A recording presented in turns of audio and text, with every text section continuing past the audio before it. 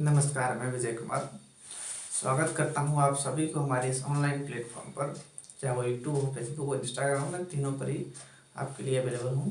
और ट्विटर मेरा अकाउंट है, वहां पे आप हमें फॉलो कर सकते हैं। आज हम लोग पढ़ने वाले हैं 9वीं 10वीं और 11वीं 9वीं 10वीं 11वीं और 12वीं कक्षा के विद्यार्थियों के लिए, चाहे वो जैक वाला हो या CBSE वाला हो, हिंदी मीडियम वाला हो या इंग्लिश मीडियम वाला हो, उन सभी के लिए यह वीडियो बहुत हेल्पफुल होने वाला है। क्योंकि मैं आपके लिए लेकर आया हूँ बाइलिंगुअल और एक छोटा सा टॉपिक है हिंदी व्याकरण का या ग्रामर का, इंग्लिश ग्रामर का, हिंदी व्याकरण का एक छोटा सा टॉपिक है। यहाँ हम लोग हिंदी और इंग्लिश दोनों ग्रामर को एक साथ समझने की कोशिश करेंगे। ठीक, हम लोग पढ़ने वाले हैं वाक्य। वाक्य जिसे हम सेंटेंस कहते हैं। ठीक है, अब ये रचना के आधार पर पढ़ने वाला। अच्छा, वाक्य के कई प्रकार होते हैं, लेकिन हम लोग पढ़ेंगे सिर्फ रचना के आधार पर, क्योंकि एग्जाम में इसी से ज्यादा क्वेश्चन आता है। ठीक है, रचना के आधार पर वाक्य। The types of sentence on the basis of its structure. रचना के आधार पर वाक्य के भेद। वाक्य कितने होते हैं देखिए, सरल वाक्य, संयुक्त वाक्य, मिश्र वाक्य, simple sentence, compound sentence, complex sentence. सरल वाक्य को अंग्रेजी में सिंपल सेंटेंस कहते हैं, संयुक्त वाक्य को कंपाउंड सेंटेंस कहते हैं, मिश्र वाक्य को कॉम्प्लेक्स सेंटेंस कहते हैं। तीनों को समझना है, सरल वाक्य, संयुक्त वाक्य, मिश्र वाक्य, simple sentence, compound sentence and complex sentence, ये तीनों को समझना है। ठीक है, अब देखिए, सेंटेंस को समझना है तो इससे पहले हमें जाना होगा 2 पीढ़ी पीछे। ठीक है, 2 पीढ़ी पीछे जाने का मतलब है आप सेंटेंस को तभी समझ पाइएगा जब अक्षर को समझेंगे, शब्द को समझेंगे और फिर वाक्य को समझ पाएंगे। ठीक है, अब अक्षर क्या होता है? अक्षर जैसे इंग्लिश में लेटर कहते हैं, शब्द जैसे इंग्लिश में वर्ड बोलते हैं, और वाक्य जैसे इंग्लिश में सेंटेंस कहते हैं। अब देखिए, अक्षर को आप सभी लोग पढ़े होंगे, चाहे जो भी हो, हमारे भाई बहन जो भी हैं, आप सभी लोग तो अक्षर के बारे में जरूर पढ़े होंगे, जैसे क, ल, म। ठीक, ये क्या है? अक्षर है। क एक अक्षर है, ल एक अक्षर है, म एक अक्षर है, P एक लेटर है, E एक लेटर है, N भी एक लेटर है। यानी ABCD से लेकर Z तक जो आप पढ़ते हैं वो लेटर्स, उसे हम लेटर्स कहते हैं। ठीक है, अल्फाबेट, लेटर। और जो हम लोग अ आ से लेकर के क ख ज्ञ तक पढ़ते हैं हिंदी में, वो सब होता है अक्षर। यानी अक्षर को ही लेटर बोलते हैं, लेटर को ही अक्षर कहते हैं। हिंदी में अक्षर, इंग्लिश में लेटर। ठीक है, तो लेटर समझ गए। अब देखिए, लेटर जब 2 या 2 से अधिक लेटर को जोड़ते हैं ना, तो वो शब्द बनता है। 2 या 2 से अधिक लेटर को जोड़ दें तो शब्द बनता है। जैसे एक क एक लेटर है, ल एक लेटर है, म एक लेटर है, एक अक्षर है, इसको अगर जोड़ दें तो एक शब्द बनता है कलम। और कलम एक मीनिंगफुल शब्द है। हम लोग जानते हैं कि कलम एक वस्तु होता है जिससे हम लोग लिखते हैं, तो एक मीनिंगफुल शब्द बनना चाहिए, सार्थक शब्द बनना चाहिए। अगर इसी तरह हम इसको जोड़ के लिख देंगे क ख ग, तो क ख ग कुछ बनेगा? नहीं बनेगा, तो इसका कोई मतलब ही नहीं निकलेगा, तो ये फिर मतलब शब्द नहीं होगा। ठीक है, जिसका कोई सार्थक मतलब निकलेगा। यहाँ पर हम लोग क ल म जोड़ के कलम बनाए थे, एक शब्द हो गया। और ये सब अक्षर है, क एक अक्षर है, ल एक अक्षर है, म एक अक्षर है, इसको जोड़ के बनाए तो कलम एक हो गया शब्द। ठीक है, तो अक्षर और शब्द समझ गए। इंग्लिश में P एक लेटर है, E एक लेटर है, N एक लेटर है, इसको अगर हम जोड़ के बनाए तो हो जाएगा पेन। और पेन क्या है?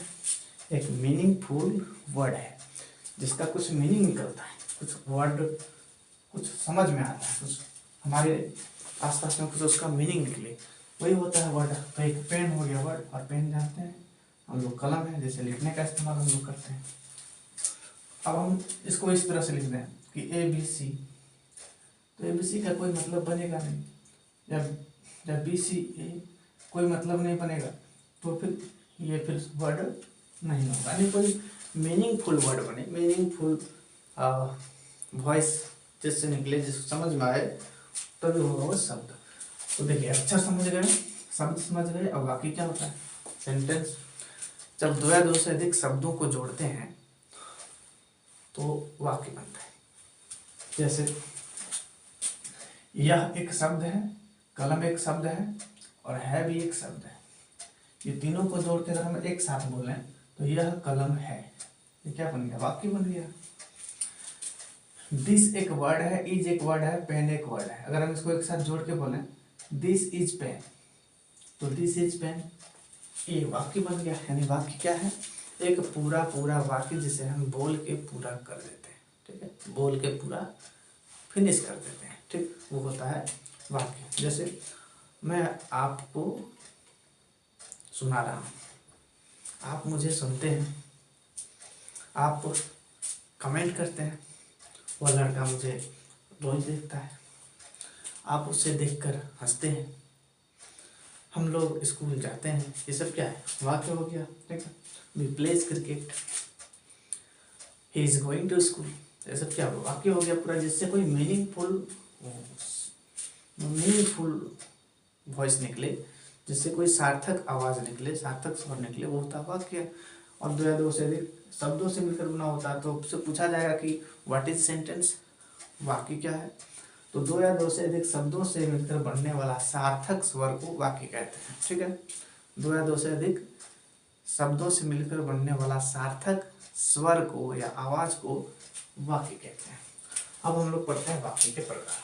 Sentence, the types of sentence on the basis of its structure, रचना के आधार पर वाक्य के भेद है। ठीक है, तो रचना के आधार पर वाक्य के 3 भेद होते हैं, सरल वाक्य, संयुक्त वाक्य, मिश्र वाक्य। सरल वाक्य जैसे इंग्लिश में सिंपल सेंटेंस कहते हैं, संयुक्त वाक्य जैसे इंग्लिश में कंपाउंड सेंटेंस कहते हैं, मिश्र वाक्य जैसे इंग्लिश में कॉम्प्लेक्स सेंटेंस कहते हैं। ठीक है, तो तीनों को हम लोग जानते हैं, simple sentence, compound sentence, complex sentence, तीनों को अच्छा से पढ़ते हैं, क्योंकि आने वाला सवाल यहीं से आएगा। बाकी तो आपको समझाने के लिए था, सवाल यहीं से आने वाले हैं। ठीक है, सवाल पूछेगा कि सरल वाक्य किसे कहते हैं, व्हाट इज सिंपल सेंटेंस। तो सरल वाक्य किसे कहते हैं, आप आंसर लिखिएगा।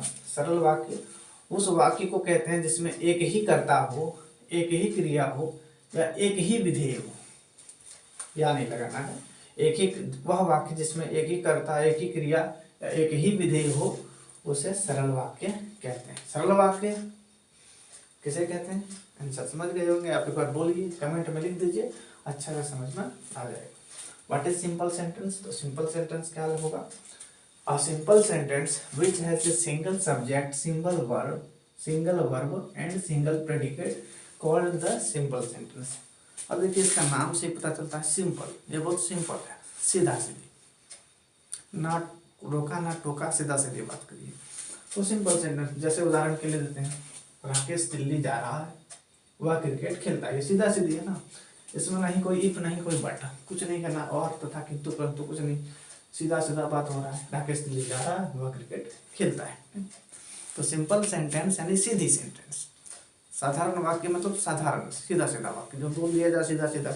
जैसे मैं कलम से लिखता हूँ, आप लोग मुँह से बोलते हैं, मुझसे तो मैं भी बोलता हूँ।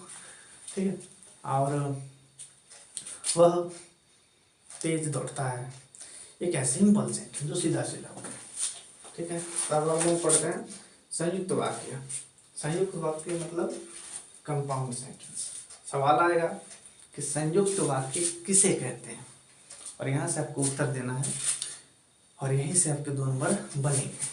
संयुक्त वाक्य किसे कहते हैं, तो दो या दो से अधिक स्वतंत्र वाक्य या उपवाक्य किसी संयोजक शब्द जैसे और, तथा, परंतु, लेकिन, अतः, ये सबसे जुड़े हो, उसे संयुक्त वाक्य कहते हैं।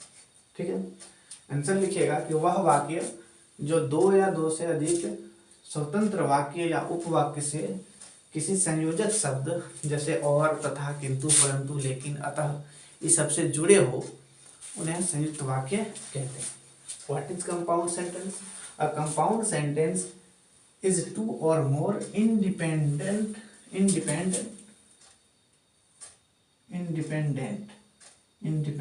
होगा। ठीक है, ये होगा independent, INDEPENDENT,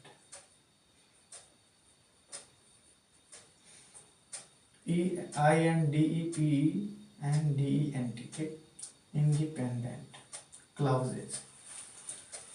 A compound sentence is 2 or more independent clauses joined by conjunctions. अभी देखिए यही कंजक्शन से, कंजक्शन क्या होता है, कंजक्शन मतलब कनेक्ट करने वाले वर्ड, ऐसे वर्ड जो कनेक्ट कर सके, दो या दो से अधिक वाक्य को, सेंटेंस को जोड़ सके, कनेक्ट कर सके। joined by conjunctions, for example but, and, such as, or, so. These clauses are not dependent on each other, that called compound sentence. इसे हम कंपाउंड सेंटेंस कहते हैं। ठीक है, यानी कि दो या दो से अधिक साधारण वाक्य, जो हम लोग सिंपल सेंटेंस पढ़े ना, दो या दो से साधारण वाक्य को जोड़ने वाले, जोड़कर अगर कुछ बना लें तो वो होता है संयुक्त वाक्य यानी कंपाउंड सेंटेंस। जैसे बात करते हैं कि मैं बोल रहा हूँ, एक वाक्य हुआ, आप सुन रहे हैं, एक वाक्य हुआ, इसको जोड़ देंगे, मैं बोल रहा हूँ और आप सुन रहे हैं। I am speaking and you are listening. ये क्या हो गया? संयुक्त वाक्य हो गया, यानी दो सिंपल सेंटेंस को जोड़ दिए और एंड के जरिए। ठीक, और एंड क्या हो गया? कंजक्शन वर्ड हो गया, संयोजक शब्द हो गए। और तथा परंतु एक और बताते हैं, जैसे कि मैं लिख रहा हूँ और आप पढ़ रहे हैं। मैं बोलता हूँ, आप लिखते हैं, ये हो सकता है।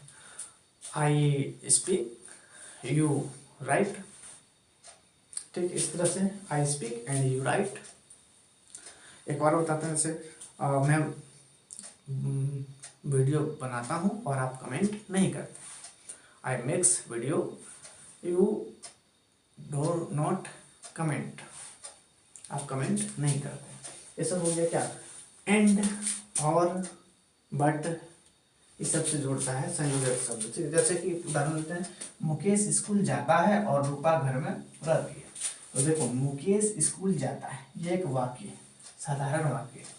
रूपा घर में रहती है, एक साधारण वाक्य। इसको हम बीच में और से जोड़ देंगे तो पूरा क्या हो गया? मुकेश स्कूल जाता है और रूपा घर में रहती है। तो ये दो या दूसरे साधारण वाक्य को जोड़ रहा है।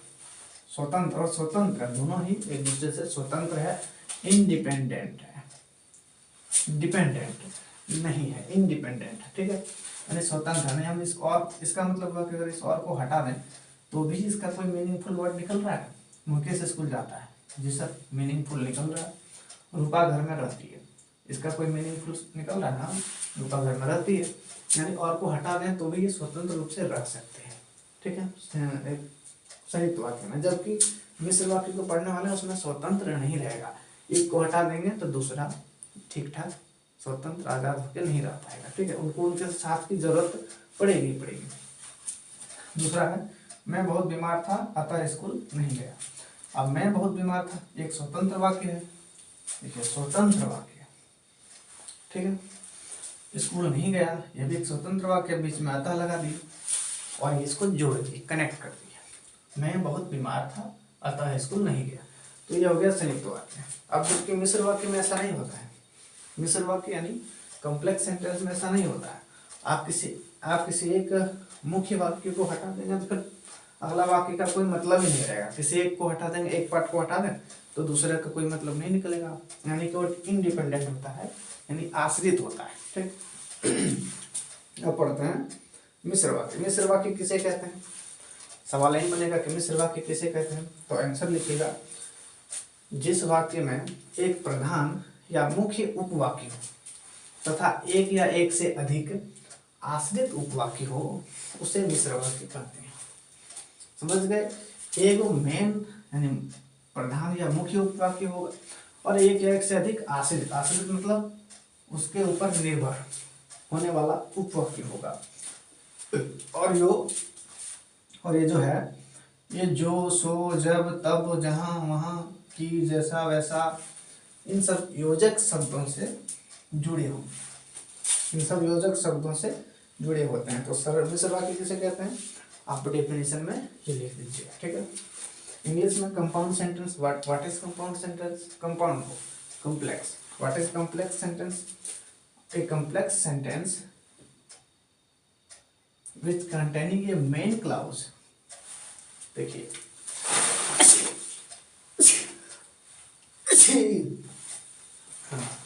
a sentence containing a main clause।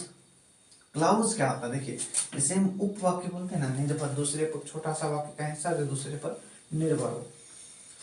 ये sentence containing a main clause and one or more dependent clauses is called a complex sentence joined by conjunctions which, conjunction for example which, so, when, then, where, there, that, as, ये सबसे मिलकर जुड़ा होता है, उसे complex sentence कहते हैं। ठीक है, तो मिश्र वाक्य जिस वाक्य में एक प्रधान या मुख्य वाक्य हो या उपवाक्य हो और एक या एक से अधिक आश्रित उपवाक्य हो, उसे मिश्र वाक्य कहते हैं, उस पर निर्भर हो।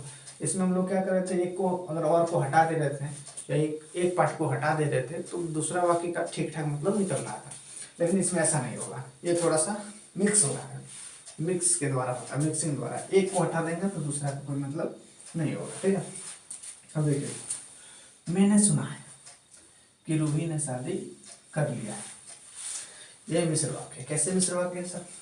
देखो बीच में की एक योजक शब्द है, योजक यानी कंजक्शन, कॉम्प्लेक्स कंजक्शन है, कंजक्शन। अब इस की को हटा दें, मैंने सुना है रूही ने शादी कर लिया, ठीक, इस की को हटा दें या किसी एक पार्ट को हटा दें, मैंने सुना है कि, ठीक, मैंने सुना है कि। अब इसके आगे अगर अब कुछ नहीं लिखेंगे तो ये वाक्य पूरा होगा ही नहीं, यानी कि आश्रित वाक्य है, आश्रित वाक्य है। ये क्या आश्रित, इस पर निर्भर है। मैंने सुना है कि, मैंने सुना है कि, इसके आगे कुछ तो होना चाहिए ना, माना वो नहीं बोलेंगे तो फिर ये वाक्य पूरा नहीं होगा, तो मिश्र वाक्य हो गया। इस तरह से जैसे ही मेरा काम पूरा हुआ वैसे ही मैं खेलने चला गया। अब देखिए, वैसे ही मैं खेलने चला गया, कैसे खेलने चला गया? जैसे ही मेरा काम पूरा हुआ, आप बोल के देखिए, जैसे ही मेरा काम पूरा हुआ वैसे ही मैं खेलने चला गया। तो जैसे ही मेरा काम पूरा हुआ, आगे कुछ तो होना चाहिए। तो ऐसे वाक्य जिसमें एक प्रधान वाक्य होगा, एक मुख्य वाक्य होगा और बाकी एक या एक से अधिक आश्रित, उस पर निर्भर होने वाले वाक्य होंगे, जो उसके द्वारा या उस पर ही निर्भर होगा, उसको बोलते हैं संयुक्त वाक्य। बाकी ऐसे कई उदाहरण हैं, मैं सबका 10-10 उदाहरण आपके लिए वीडियो में लगा दूंगा इधर कहीं साइड में, आप देख सकते हैं उसको। ठीक है, तो मिलते हैं हम लोग फिर अगला वीडियो में। आपसे रिक्वेस्ट है कि आप हमें फेसबुक, इंस्टाग्राम, ट्विटर, यूट्यूब, इन सब में आके फॉलो, कमेंट, सब्सक्राइब, लाइक सब कुछ कर दें, जिससे मैं आपको ज़्यादा बेहतर से समझ सकूं। और आने वाले समय में यह मेरा जो ऑनलाइन प्लेटफॉर्म है आपके लिए कुछ बढ़िया सा मिलने वाला है। क्या तो मैं डिजिटल बोर्ड लगा के आपके लिए बहुत सारा कुछ यहाँ पर लाने का प्रयास करूँगा। ठीक है, तो मिलते हैं दोस्तों अगला वीडियो में।